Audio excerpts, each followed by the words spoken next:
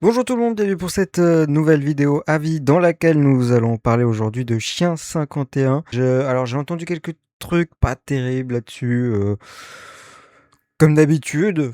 Disons qu'il faut vraiment regarder le film pour se faire son propre avis et encore la preuve en est parce que moi j'ai bien aimé.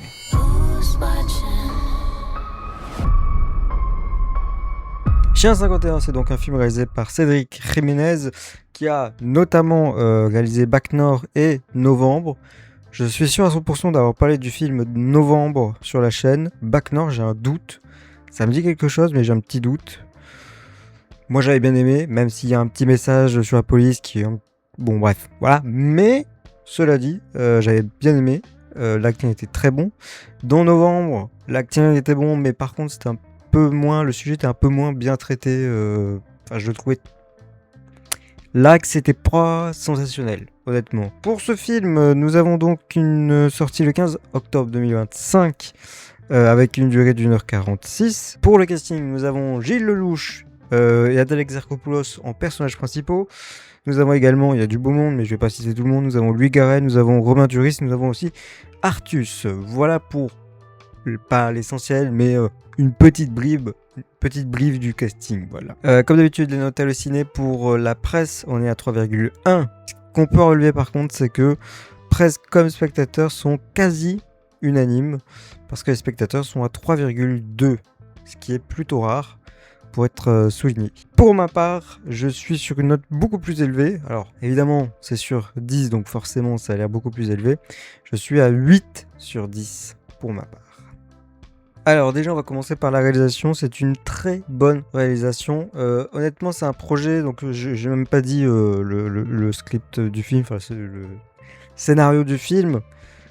Globalement c'est dans le futur, je ne sais même plus en quelle année c'est, j'ai oublié, c'est dans le 2050 ou comme ça, ou alors bien plus tard, je sais plus. En gros il y a différentes zones dans Paris. Et toutes ces zones, il y a des zones A, une zone B, une zone C, je sais pas s'il y en a d'autres. En gros, alors, il me semble que la zone C c'est la zone des pauvres, la zone B c'est un peu plus modeste et la zone A c'est bon, je crois que c'est un truc comme ça. Et donc il va y avoir une enquête qui doit être menée par la police et dans le cadre de cette enquête il y a un échange, enfin il y a deux zones qui travaillent ensemble, donc une zone C par exemple, une zone A ou B. Et Chien 51 fait référence au personnage de Zem qui est interprété par Gilles Lelouch. Parce que son numéro c'est C51 je crois, quelque chose comme ça. Et parce que chien c'est un petit peu le chien de l'enquêtrice qui vient de la zone B ou de la zone A. Voilà. C'est un petit peu ça pour ça le titre. Honnêtement j'avais pas compris. Hein. J'avais même oublié son matricule donc j'ai dû chercher pourquoi chien 51. Il me semble que c'est adapté d'un livre d'ailleurs, d'un roman. Il me semble. Donc je sais pas plus d'infos là-dessus, mais il me semble que c'est adapté d'un roman. Voilà pour rapidement le scénario, pas besoin d'aller plus dans le détail. Il y a quelques petites magouilles, on comprend qu'il y a quelque chose qui est quand même bizarre dans cette affaire, dans une entre guillemets simple enquête. Il se passe pas mal de choses et il y a quelqu'un qui est derrière tout ça. Voilà, je veux pas aller plus loin. Alors, pour mes petites notes pour la réalisation, ouais, c'est plutôt une bonne réalisation, notamment les scènes d'action. Alors déjà, c'était le cas dans Bac Nord et Novembre. Le réalisateur Cédric Jiménez a une bonne réal notamment sur les scènes d'action. C'est parfaitement lisible, je trouve, en tout cas sur ce film. Et je trouve qu'on n'a pas beaucoup de scènes d'action filmées de cette façon, et puis ça rend les choses spectaculaires. Et c'est pas seulement du divertissement, là on a vraiment du spectacle. Et c'est bien fait. Et en France, pardon, mais c'est pas souvent que c'est vraiment bien fait à ce point. Donc ça fait plaisir. Bon alors là j'enseigne des petits trucs, je sais pas si la vidéo va être très longue, mais le rythme est très bon également. Alors c'est vrai que j'ai pas du tout noté la musique dans les notes parce qu'elle est oubliable, mais alors vraiment oubliable. C'est pas qu'elle est mauvaise, c'est que je m'en souviens pas. Pourtant j'ai vu le film il y a 2 jours. Donc oui, parce que je l'ai vu en retard, bien évidemment, comme d'habitude, vous me connaissez, je vois tout en retard. Donc bah écoutez, j'ai pas noté la musique. Mais le rythme est bon, très bon, il n'y a pas une seconde où on s'ennuie. Personnellement, je suis rentré dans le film et j'en suis pas sorti jusqu'à la fin. Donc plutôt bien noté. Niveau scénario, ouais, c'est plutôt bon. Petit bémol sur... Alors là, c'est un gros spoiler, c'est la fin du film, littéralement, donc attention. L'entité, la personne qui se trouve derrière toutes ces manipulations autour de l'enquête, qui en fait se révèle être une affaire d'État, c'est en fait une intelligence artificielle. Je sais plus comment elle s'appelle dans le film, mais voilà, en gros, c'est l'intelligence artificielle créée par l'État, il me semble. En tout cas, c'est le ministre de l'Intérieur qui est derrière tous ces trucs là, et puis qui à la fin révèle fuyez pauvre fou, en fait, hein, clairement. On peut plus la contrôler, voilà.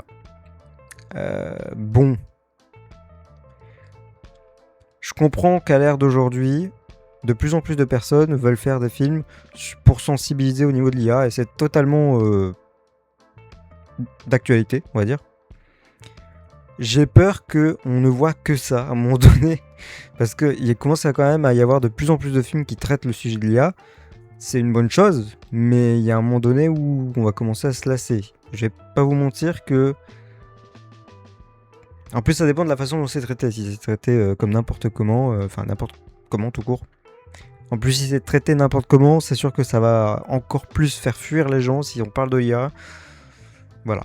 Donc encore, là, c'est plutôt bien traité. Il faut juste penser à la subtilité, parce que si c'est trop gros, ça va ennuyer le public. Et on n'est pas là-dedans encore dans ce film, mais il y a des films où ça se voit qu'ils n'ont pas trop le budget pour faire un truc super, super spectaculaire ou qui sont impactants. Et du coup, le sujet floppe totalement. Alors que là encore, le sujet de l'IA est bien traité. Il y a d'autres films, notamment Mission Impossible, il me semble que le dernier, ou l'avant-dernier, les deux en fait, ont traité justement du sujet de l'intelligence artificielle, parce que ça va beaucoup trop loin en fait. Donc c'est plus crédible. Le truc, c'est que ça peut être amené à être crédible. Il y a plein d'autres sujets qui ont été traités sur l'IA, donc notamment...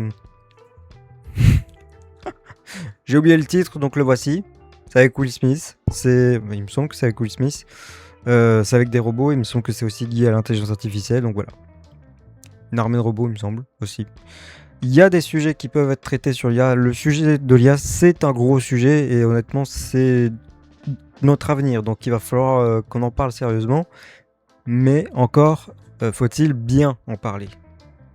C'est pas le cas de tous les films, celui-là s'en sort bien. Mais le seul gros point négatif, je dirais que c'était plutôt prévisible. Cela dit, c'est bien poussé quand même dans les enquêtes. Il y a une intelligence artificielle qui fait des scénarios à partir des éléments que tu lui as donnés. Ça, c'est plutôt... Il me semble que ça correspond plutôt à la réalité. On n'est peut-être pas encore à ce niveau-là, mais il y a déjà des logiciels avec l'intelligence artificielle qui relient des éléments et que l'humain n'aurait pas forcément mis côte à côte. Voilà. Donc ça existe déjà. Là, c'était beaucoup plus poussé parce que tu as le visuel d'un scénario. Ça, c'est bien fait aussi. Je vais me dire maintenant, en fait, les VFX dans ce film sont très très bien faits. Il y a des scènes où il y a des drones. Ces drones n'existent pas durant le tournage. Donc, moi personnellement, on m'aurait pas dit ça. Enfin, je l'aurais pas su. Moi, je crois vraiment qu'il y a des drones durant le tournage. Hein. Parce que c'est vraiment bien foutu. Donc, niveau effets spéciaux, franchement, il n'y a rien à dire. Autant il y a des films, encore une fois à français, mais pas que. Hein. Il n'y a qu'à regarder les Marvel. Il y a des films où tu vois que les effets spéciaux, vraiment, il n'y a pas de budget, où ça a été fait à la va-vite parce que ça pique. Là, il n'y avait rien du tout de ça. C'était vraiment naturel. Tu avais l'impression vraiment que soit c'était réel, soit c'est super bien foutu. Voilà. Donc il n'y avait aucun souci là-dessus sur les VFX. C'est un très bon point. Évidemment, on a Gilles Lelouch. Je peux t'appeler Gilles. Toujours sublime.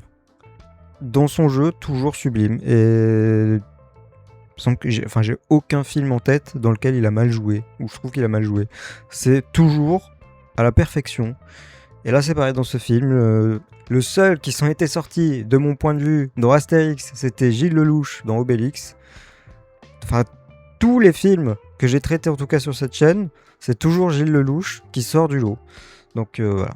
Il a été récompensé ou pas, Gilles Lelouch? Non, c'est Alain Chabat qui avait été récompensé de l'amour. Ouf, bah oui, mais je suis con. Il réalise aussi. Il joue pas dedans, Gilles Lelouch. Hein. C'est con qu'il ait pas eu... Bon, le film méritait quand même. Hein. Voilà. J'ai pas grand chose à dire de plus. Si au niveau d'acting, Ada Exarchopoulos s'en sort très très bien aussi.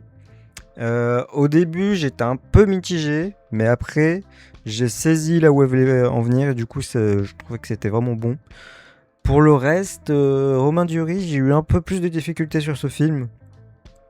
Je trouvais que ça faisait... on a perdu un chouïa en crédibilité, je trouvais. Sur certains extraits vidéo, notamment où il est filmé en tant que mise à l'intérieur, c'était middle.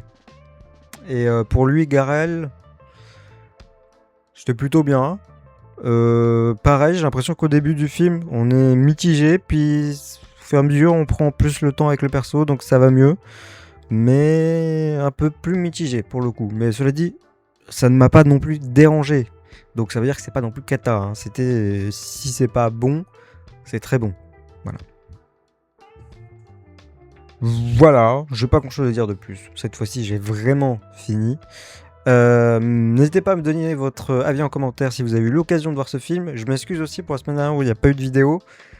Je vous préviens, il risque soit d'y avoir, comment dire, plus trop de vidéos dans quelques temps, ou alors d'avoir moins de vidéos, c'est-à-dire moins d'une vidéo par semaine. Ça dépendra aussi de mon envie, mais je vais potentiellement partir sur autre chose, donc voilà, je vous préviens juste qu'à tout moment, je vais réduire drastiquement le nombre de vidéos.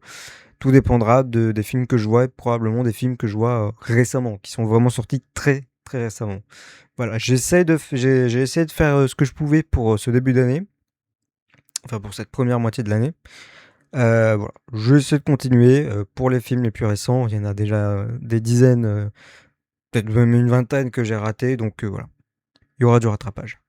Et Marsupilami arrivera. Hein. Attention, je l'ai pas oublié ce film, Marsupilami, de Philippe Lachaud, bien sûr. Voilà, merci à vous d'avoir regardé cette vidéo. On se retrouve la semaine prochaine, peut-être. Du coup, je garantis pas à 100%, mais on se retrouve normalement la semaine prochaine pour une nouvelle vidéo, avis ou réaction. D'ici là, portez-vous bien. Ciao.